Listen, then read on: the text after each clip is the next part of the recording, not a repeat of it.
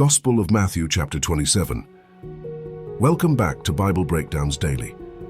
Matthew chapter 27 brings us face to face with injustice, cruelty, silence, and sacrifice. Jesus stands innocent yet condemned. The King of Heaven is rejected by earth, mocked by soldiers, abandoned by crowds, and nailed to a cross. All according to God's plan for redemption. Let's step into the story.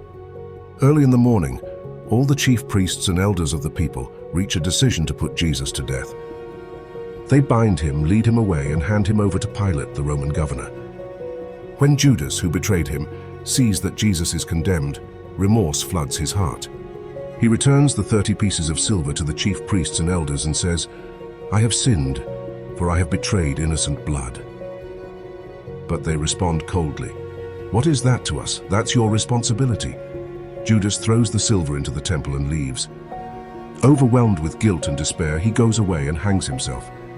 The chief priests pick up the silver but say it is not lawful to put blood money into the treasury. So they use it to buy the potter's field as a burial place for foreigners. This fulfills what was spoken through the prophet, that the price of betrayal would be used for a field of broken ground. Jesus now stands before Pilate.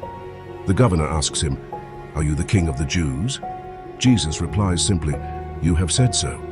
When the chief priests and elders accuse him, Jesus says nothing. Pilate is amazed at his silence.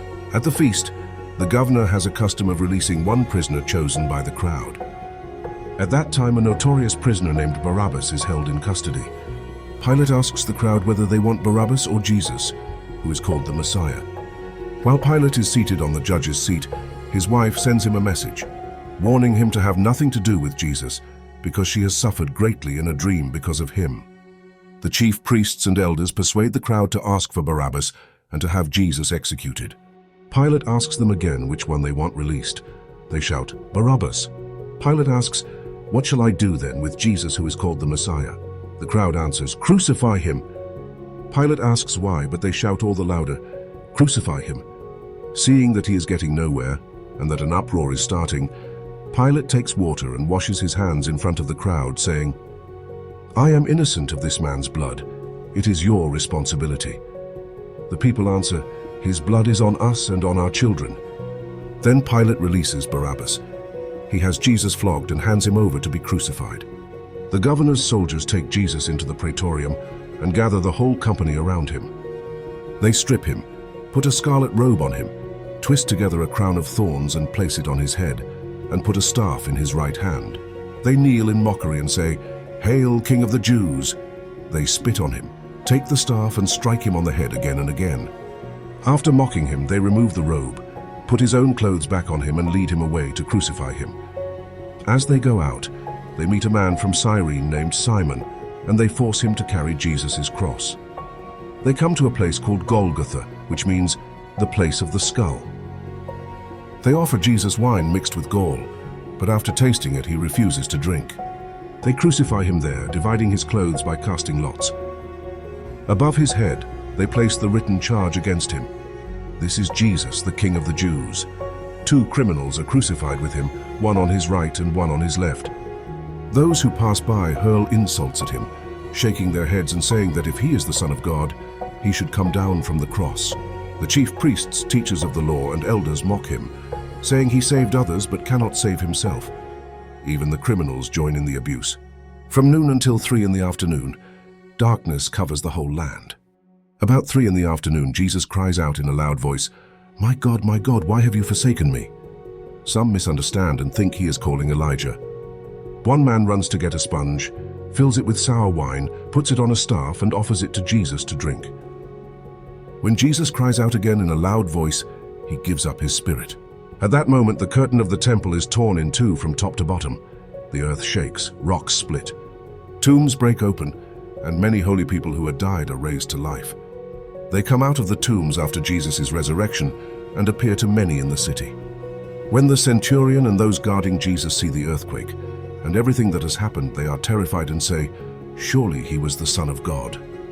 Many women are there, watching from a distance, women who had followed Jesus from Galilee and cared for his need. Among them are Mary Magdalene, Mary the mother of James and Joseph, and the mother of Zebedee's sons. As evening approaches, a rich man from Arimathea named Joseph, who has himself become a disciple of Jesus, goes to Pilate and asks for Jesus' body. Pilate orders that it be given to him.